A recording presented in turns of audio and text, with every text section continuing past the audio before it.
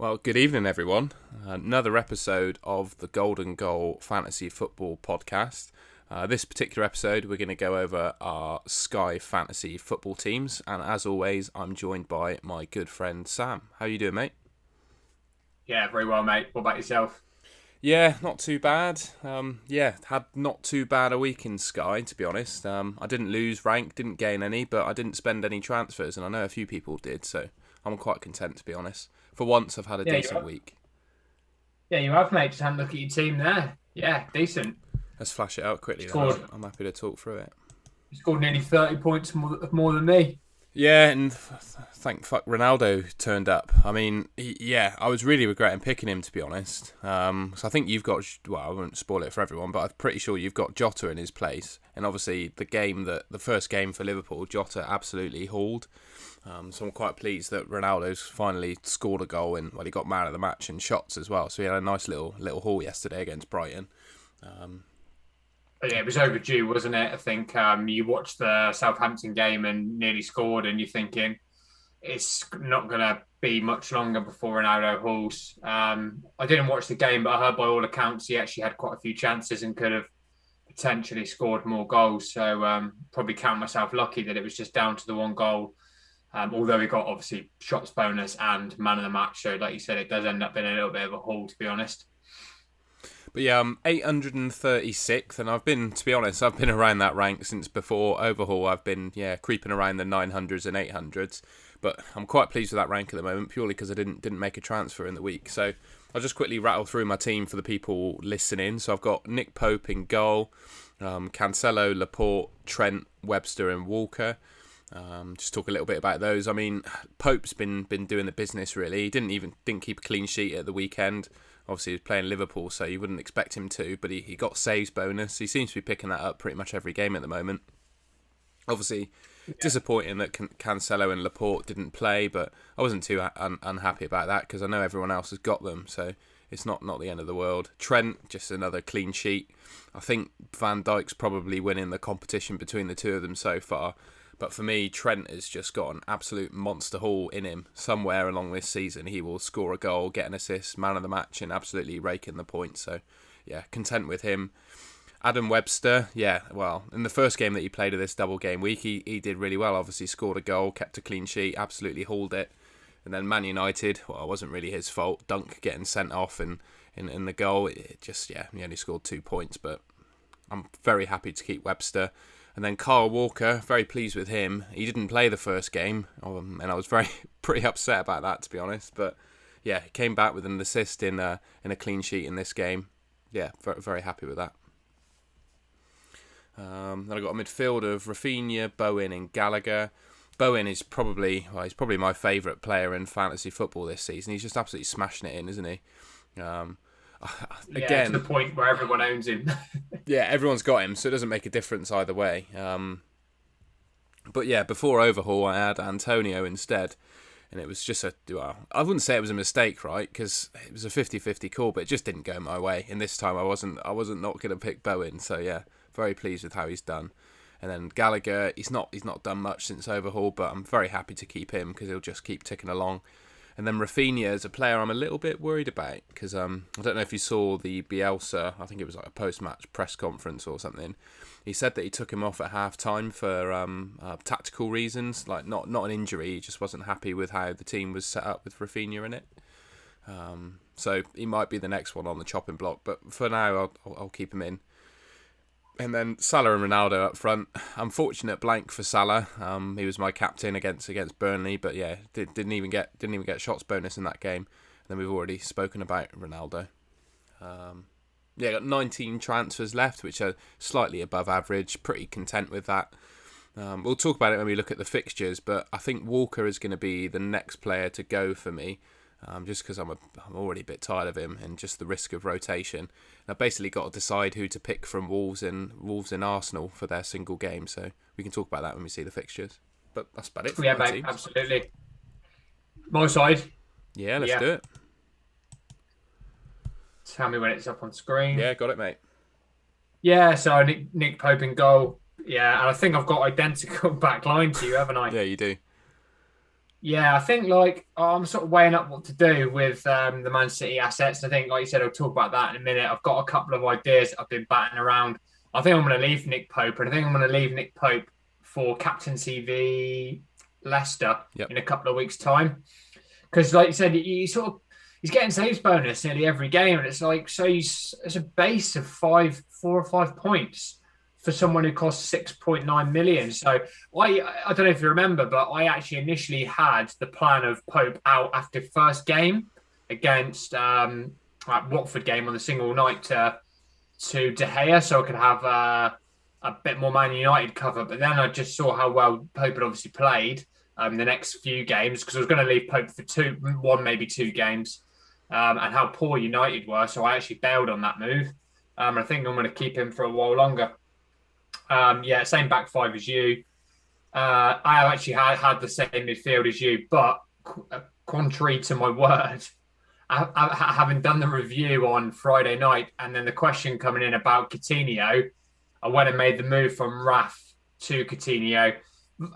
Yeah, similar sort of the thought process really was the comments. He hasn't looked fantastic, and then the fixtures that are coming up.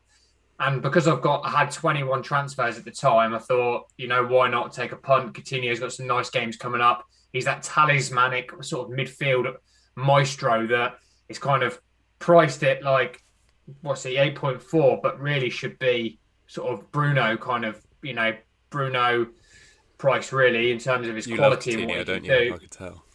Yeah, well, obviously ex Liverpool mate. There's a soft spot there, but I've been proved right so far. He's been fantastic. Yes, it wasn't the easiest games against Newcastle. He did blank. He had a very dubious assist ruled out, didn't he? Yeah, he would have got the fantasy assist, wouldn't he, for the Watkins goal? Yeah, I didn't really follow that goal because I didn't own any of the players, but it seemed pretty. Was it an offside call that was controversial? Yeah, it was extremely tight. Like one where I think should have go with the striker. Um, so yeah, I'm happy to leave Coutinho in now for quite a while, and I think should something crop up, I can't see why I wouldn't leave him in there. But I think there's going to be a few decisions to be made later down the line. Ari, James Ward-Prowse versus Brozier, so there might be that. But yeah, he didn't get any points that day, but I'm still happy with him. Yeah, the Jota one what a pain in the backside, mate. The Jota one. Yeah. So Klopp came out and said he was due to start, but didn't risk him, and then ended up him actually being fine to play. Didn't play. Yeah, and then Salah, yeah, just really unfortunate. I chucked the armband on Salah in every format, and yeah, it stung me a little bit, especially with that Bruno Fernandes 97th minute goal. But on that particular day for Sky, most people would have I'd imagine, exactly. Salah captain. And if you didn't, I think I know a couple of people that actually didn't have Salah and went Bowen, then you looked in and probably had a nice little jump up the ranks. So, yeah, I ended up on 67 points for the week, and I've dropped about 150 places with no Ronaldo, which actually I think is a bit of damage limitation. So I'm actually not too displeased. And I think Ronaldo's 3 games, he's had the same amount of points as Jota's had in his 2. And I think Jota's got 2 really nice games coming up. So I'm still quite happy with that Jota pick moving forward for now anyway. Yeah, nice one, mate. Should we move on to some fixtures for the week? Yes, mate, let's do it. I'll just whack them up on screen. Yeah. Oh, that's a question there. So Saturday, there's quite a few. Well, looking at the fixtures, West Ham, Newcastle. Obviously, Bowen, you'd like to have a look at him for that. Got Southampton, Everton, Liverpool, Norwich. Obviously, most of us got at least 2 or 3 Liverpool players. You've got Palace, Chelsea, Brighton, Burnley, Villa, Watford, Arsenal, Brentford, and Man City, Spurs. Just at first glance, mate, who would you pick to captain on that day? Yeah, well, obviously the sound of Bowen versus Newcastle's looks a nice fixture, but Newcastle are definitely on a little bit of form under Eddie Howe, and I think they're going to survive the drop. Actually, they've got a good bit of quality, so I think I will be going Mo Salah, as I think most people will. If you want to go against the armory there, maybe Jota would be a good shout, but I'm not convinced that he starts. Actually, I think Bobby might come in. As Jota started tonight versus Milan. So, Yeah, Jota started against Milan. So yeah, I'm not going to look any further than Salah. And if Jota does well, then yeah, it's just a little Brucey bonus, isn't it? Yeah, definitely. I'd offer up I'd offer up Cancelo as an option as well against Spurs. I mean, obviously, a bit risky because you don't see the team, but I'd like to think he'll start that game and at a minimum Yeah. get a passing bonus. I know there's been a few. Well, certainly James on Planet FPL didn't necessarily think Salah was going to start against Norwich. As a Liverpool fan, how do you feel about that? Do you have an opinion either way? I think he's got quite a good point on that one for sure. I think the amount of football he's played, but um, I think Klopp typically has given Salah sort of a bit of time every year around that Christmas period, New Year period. Someone might be able to quote me on that if they listen to this, but he usually has a little sort of, when I say break, it's like comes off from the bench sort of thing or whatever. Palace last year, prime example when he came on and hauled. I can't remember what exact time of the year it was, but he usually has that. He obviously hasn't had that with AFCON, although he did come off the bench against Leicester. So James has definitely got a point there. But I think there's a big but here, Tom, and the big but is Liverpool need to win the game, and Absolutely, yeah, yeah. therefore it's playing your best 11. Well, yeah, playing as strongest 11 you can put out, and Salah is so robust. There's no denying that the kid can handle huge minutes. I think Klopp came out with a little comment about that about him and Mane the other day, saying they're basically superhuman humans. Yeah. So I would be confident that he'll start the game. As I said, Jota or Mane for me would be the player that may miss out on that front three. So I'll be happy sticking the armband on Mo, but there's always that little option there that he may not start, and for good reason. Yeah, yeah, completely agree. I think, yeah, similar to you, I'll be going Salah because for the same reason. Liverpool need to win every game they play at the moment to stand a chance of winning this league or even fighting for it. So I think Klopp will I play his think best team and Salah will start. That's my opinion too. well that leads me to the point. If he does rest one of those front three, which I do think if it was going to be any of them, it would be one of them. If you wanted a guaranteed Liverpool starter, and if you had Van Dijk or Trent, you can almost guarantee one of those is well, you can guarantee they're going to start. So you could always stick the armband on them if you were unsure. But as we said, I think Salah will probably play. Right, then moving on to the Sunday, we got Leeds and Man United and Wolves v Leicester. Well, just my opinion. I've got Ronaldo. I'm going to keep him, and yeah, we'll get to at least see the team. So I'll captain him if he plays. Then as a backup, I've got Rafinha. What are your thoughts, mate? I've got no captain currently for this, so this is where I'm having to think already a little bit about what moves I want to make going forward. If I had Ronaldo or Bruno, I would definitely stick the armband on them. I think Leeds are really open. I just didn't. I think in hindsight, I should have gone with Ronaldo or Bruno from the start. If I'm honest with you, looking back now, still with the points that they've scored because of this fixture, especially with taking Rafinha out. I think if you had a Tielemans or something like that, yeah, I mean, Leicester aren't playing fantastic, are they? And he's still returning points. I think they're always good value going forward. I wouldn't look at anything defensively from Leicester. God, no, So I I think think they're the worst defence in the league at the moment. Like, genuinely look absolutely all over the place. So, yeah, I agree yeah, with well, you we there. saw that stat, didn't we? Where goals from set pieces, and they're just horrendous, aren't they? They're Pretty right at the much. top, So aren't they? I think in 20, however many games they've played, they've conceded 18 goals from set pieces or something mad. It's crazy. I'm weighing up a little bit of I'm potentially weighing up a Wolves player, and I'm thinking maybe Kilman, but Yeah, also half of me thinks the problem is if I bring Sarr in, then I'm left without Pope for that single game day later down the line. So I'm sort of thinking Kilman in, and just sort of set and forget for the season. Now there's a potential I want to have five at the back, so I think the player that would have to make way for me would be Webster, and I wanted Webster as a little bit of a season lock. So it it might it might be one of those, or I might do one of my Man City assets out. Again, depending on the scores from the day before. Of course, if Liverpool drop 1 point, I don't think they will against Norwich, but I'll be starting to remove City assets yeah. from my side.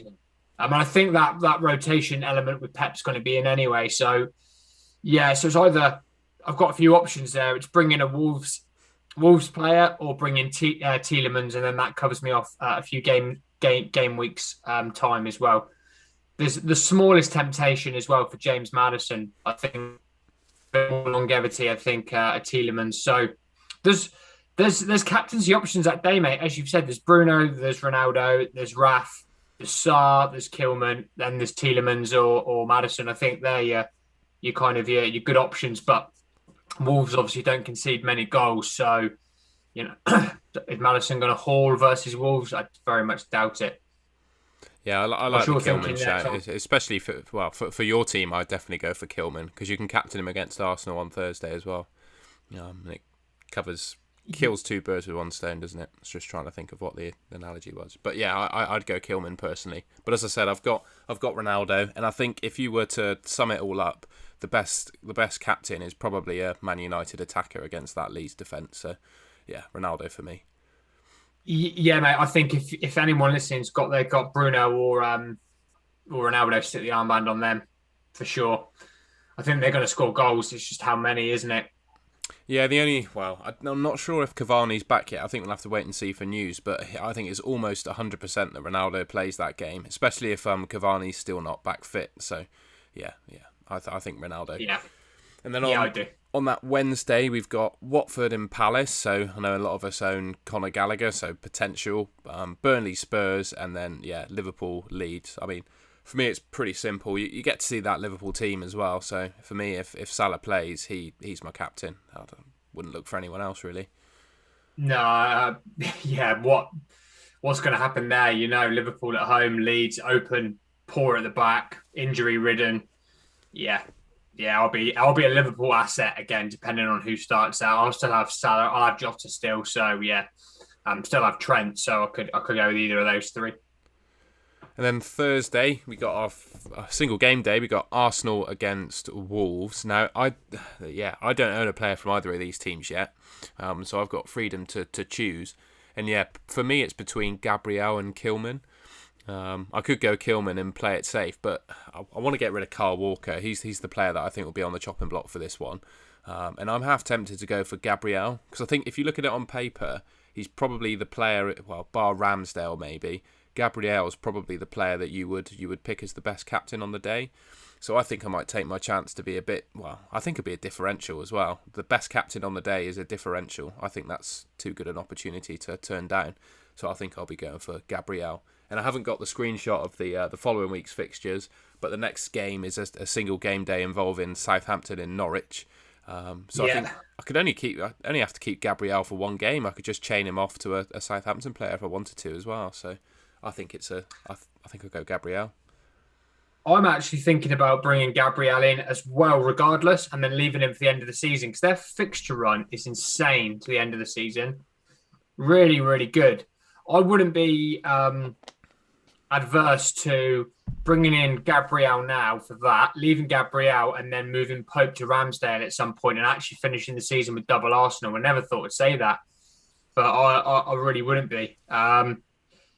And that's still, for me, in my thinking, still owning Kilman as well and sticking the armband on Gabriel that night and hoping for kind of passing as a minimum and maybe a clean sheet as well. So that's my thinking there. I think you're right with Gabriel. I think he's probably the best option that night. I do think that quite a few managers will be bringing him in, though. Yeah. I can't predict what his ownership will be, but it'll probably go up to like 20-30%. I think he's well under 10% at the moment, but yeah, I agree. I think there will be quite a few managers that don't own a Wolves definitely a few managers that don't own an Arsenal player. So yeah, I think his ownership will definitely go up. Yeah, and I agree on keeping him long term. I think that's a genuinely good shout. Like you say, I think the Liverpool result will really affect how Man City line up as well. So it could well be that I remove a Man City player to cover the Saints game next week as well. So we just have to see. On Friday the 25th. Now we're here. We've got kind of into that game week 29 of Sky. We've got that Friday the 25th, Southampton versus Norwich. And I mean, I was thinking about skipping this, but the Saints are looking really, really good. So for me, it's more Prowse or Brozier, and it just depends what my team's how my team's looking more than anything in terms of formation to who I go with there.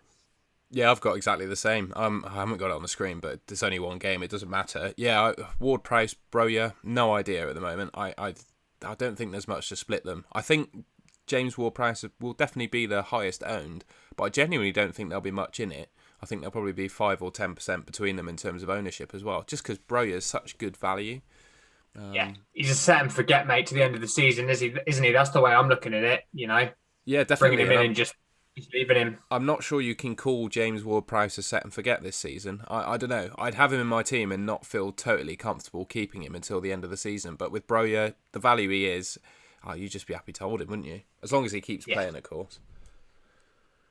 Yeah, that's it. You've got to have an escape route for that type of player. They're that value for a reason usually, and it's because they're not an established first team like week in week out pick. But at the moment he is because he's playing so well. So he is like a bit of a gem of a pick, and as long as he continues to start, I can see him being a set and forget for sure.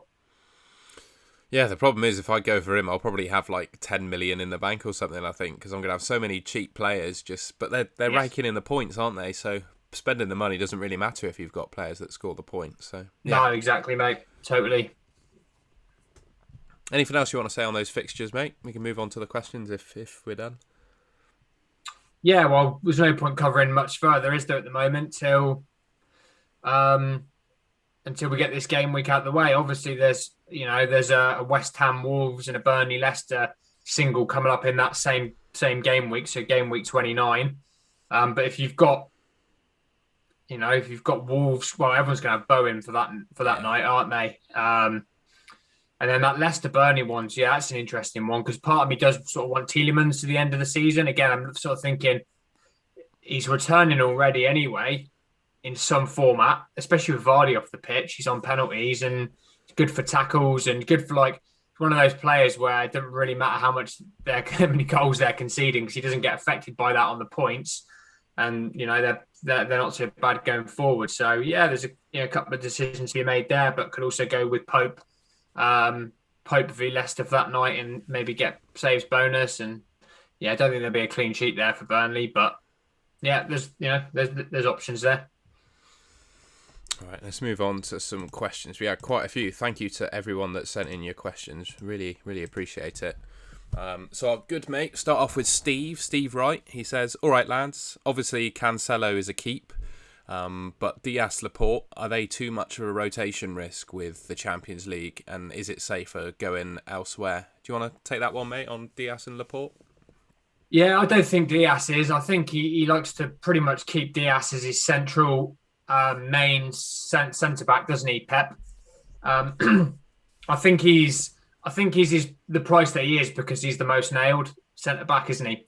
Like Laporte definitely matches him. There's no question about that for returns. But Diaz has that kind of one rest every now and again, and then pretty much plays all of Pep's games. So I would say Diaz is obviously set and forget, but with that comes the price tag of 10 point whatever he is, which is quite high. When of course there's value in the cheaper players.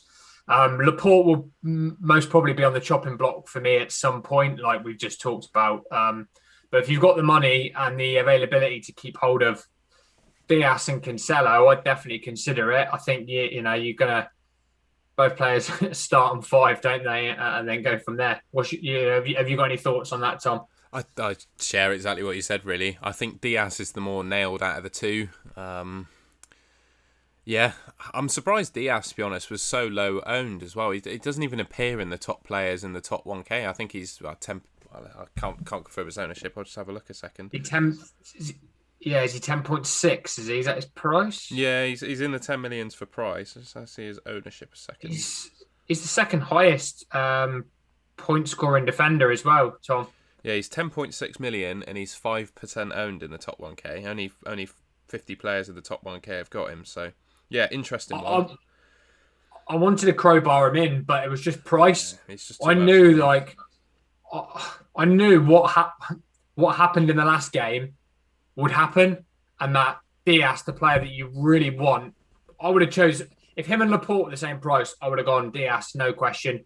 If Diaz was 0.2, 0.3 million higher, I would have gone him no question. Because look, he racks out a 12-pointer against Norwich, and there's Laporte on nothing.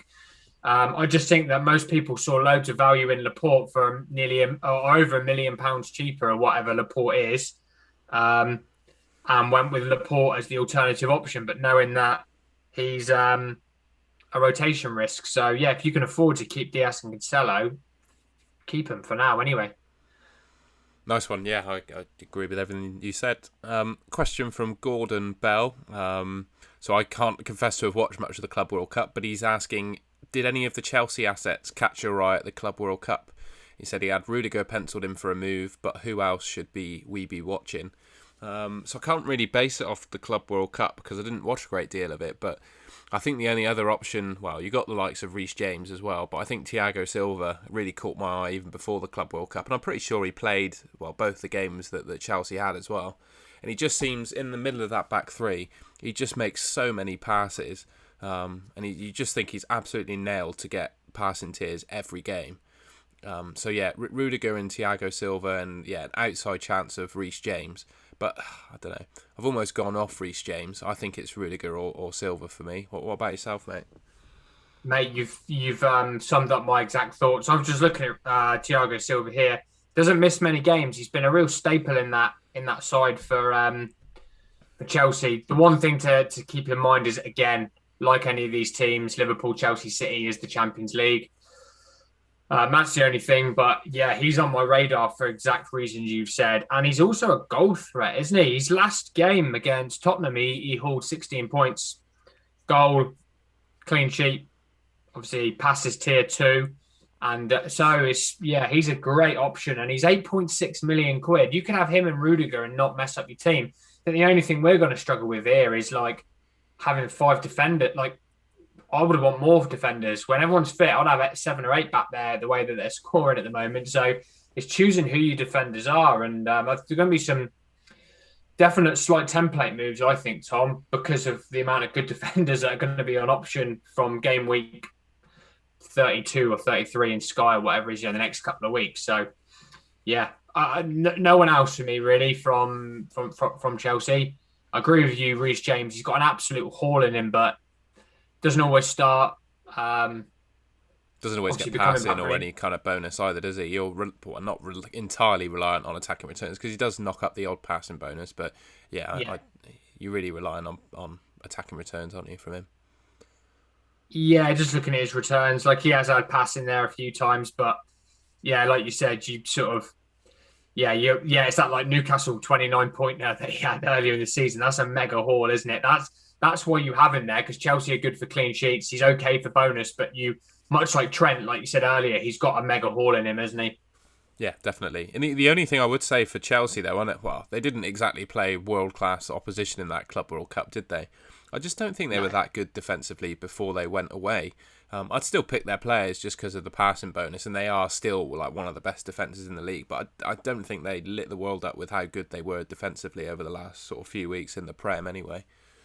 Well, they were sort of punching above their stats, weren't they, defensively before I think Mendy was saving them in quite a few games, to be fair, with his performances. Just like Alisson is doing for Liverpool at the moment, to be completely honest.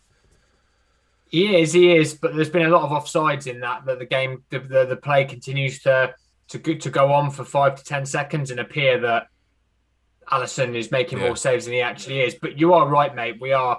I think Liverpool will potentially concede a few more goals in the coming weeks.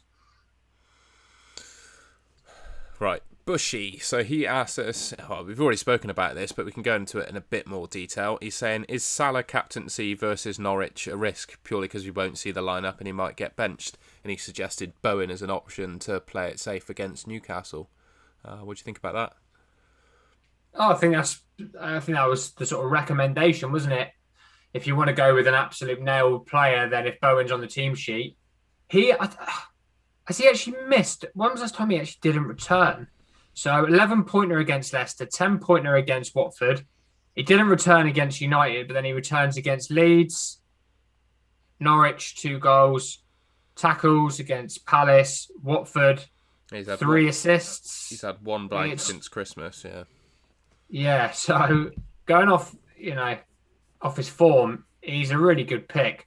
But like I said, I think Salah's sort of 90-95% nailed there. And the thing with it is, if most people are on Salah, you look at Dan's captaincy poll, most people are on it. Then if he misses out or doesn't start, then you're with the majority anyway. So you're not going to potentially lose rank based off that, because most people would be with you. Obviously, if you're chasing, if you're chasing, you might think about it, but I like to think that Salah's the best captaincy option for that day, and therefore that'll be my reasoning for sticking the armband on him. Yeah, completely agree. Playing safe in terms of a player starting is one thing, but I also think you've got to consider how many people are captaining them as well. Like if Salah's like you say 90% on the polls, I think you're actually playing it safe to pick Salah. Even if he doesn't play, I think he still becomes a safe pick just for how many people have got him.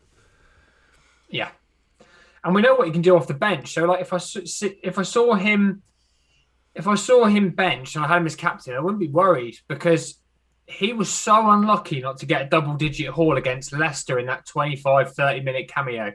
We hit the crossbar, didn't he? And he had a couple of... Yeah, you're absolutely right. At the penalty opportunity, he got shots bonus in about 5 minutes being on the pitch. I genuinely think he could have had a 14, 15 pointer there in 20 minutes. So yeah, even if he is benched and he's your captain, then he's still a good option. So I think it's just like he's the best option for the day. Yeah, I couldn't agree more. Ben, our good mate Ben, asks us James Ward-Prowse or Broja, and who to move out for them. So he's listed Virgil van Dijk, Trent or Laporte. So out of that three, I'd personally go for Laporte, just because he's the least nailed. And as for James Ward-Prowse and Broja, for me, it's almost going to be a coin toss on the night, to be honest, and having a look at ownership. Because like I said, James Ward-Prowse probably the best pick, like in terms of what you'd predict him to do, and he's probably going to be the most popular. But Broja, you just be happy to leave him in for the season, whereas James Ward-Prowse, you're probably going to pen in another transfer to get rid. So yeah, I don't know. I'm completely torn. I think quite a lot of people will be, to be honest. Yeah, no, that's a solid answer, Tom. I think I'm the same. I wouldn't want to be getting rid of Van Dijk. I think Van Dijk's looking good. He's a slight differential, isn't he, still as well, when on top 1K. I don't know what his ownership is. I think it would be like between Trent and Laporte, but I think going off what you said, how nailed Trent is, and you just know that Klopp's going to play him every game right back, and he's got that monster haul in him as well. So yeah, leave him in. So yeah, for me it would be Laporte on the chopping block. I'd imagine Ben's probably got Cancelo already, so he's covered off on City as well. He might even have Walker as well. So mind you probably would have mentioned Walker, wouldn't he? But yeah, he's probably got City cover. So yeah, I think Laporte out. And it's a tough one, isn't it, with Broja? He's a set and forget for the season, and then you're going to free yourself up a lot of cash. And if he keeps playing, you just be happy to leave him in. Yeah, I'm becoming more and more sold on Broja by the second we're talking about it, to be honest. I even picked him in my initial overhaul team, but there was just a risk that he was injured, so I didn't go with him in the end. But if that didn't come about, I'd have just left him in. Sorry, you were going to talk there, mate. Sorry. No, I'm yeah, exactly. Like you said, James Ward-Prowse, you kind of know what you're going to get, but the upside isn't huge with James Ward-Prowse, is it? It's between a 4 and 8 pointer every week, something like that. Broja might get you a load of 2s, but then you're paying much lower money. So I think if you've got Broja in there, like you said, you just set and forget him. There isn't an abundance of decent strikers at the moment, and so that's kind of not the issue that we're sort of fumbling around for, or we've got like loads of good strikers to choose from. So I just feel like at the moment he's actually the shoe-in Southampton player for that.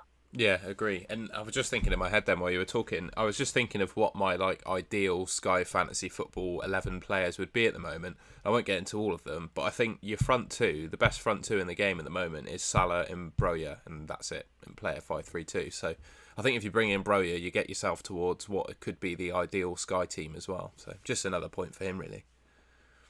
Yeah, exactly, Tom. I'm with you on that as well, for sure. Next one comes from Mitch. He's lucky because I've actually copied his question in twice. I didn't notice that when I put this together, but his question's on the screen twice. But so he asked the same question, James Ward-Prowse or Broja, but he's added, or could we skip it? In terms of skip, I don't want to skip this one. I think this is a game that you should use a transfer to bring a player in for. I'd be a bit nervous to skip it. What about yourself? I do think it's skippable. I think Dean Smith's got uh, Norwich certainly more solid at the back. But obviously Southampton are looking pretty damn tasty going forward. And so it's kind of one of those where initially I penned it in as a skip, and now I'm having second thoughts. I think it's just watch and wait till right on the day potentially. I think there's another couple of Southampton players. I watched the United game, and El Yunusi's a good little player. He looked really, again, if you're looking for a slight differential, I was really impressed with him. Yeah, 6.3 mil, 5-pointer against United, 13-pointer the game before. Missed a few games, 10-pointer v West Ham.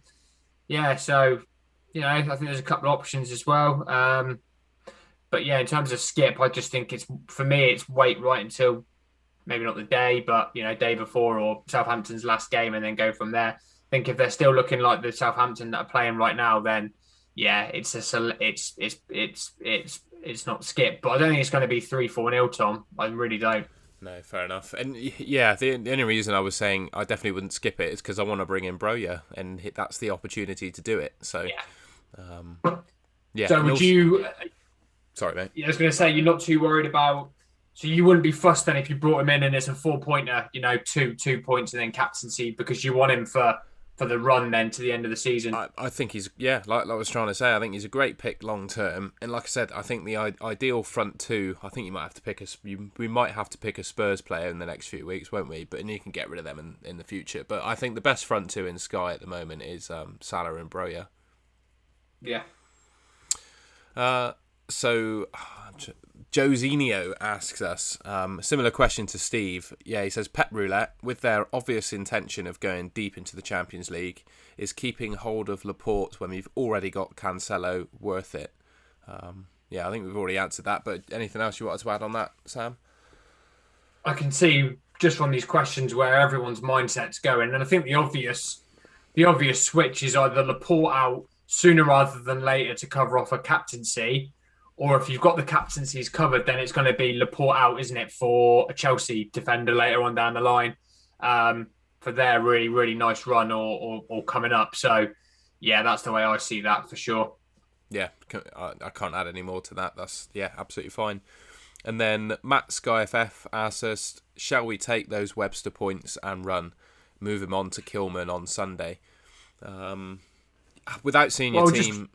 go for it, mate. No, you go for it, Tom. Yeah, you crack on. Can't see your team, Matt, but I wouldn't want to talk you out of moving Webster onto Kilman, because we looked at the fixtures. He covers potentially a couple of captaincy days. I mean, obviously, we've got a Wolves-Leicester game. If you don't own a United asset or Ronaldo doesn't play, Kilman's perfectly decent cover for that one.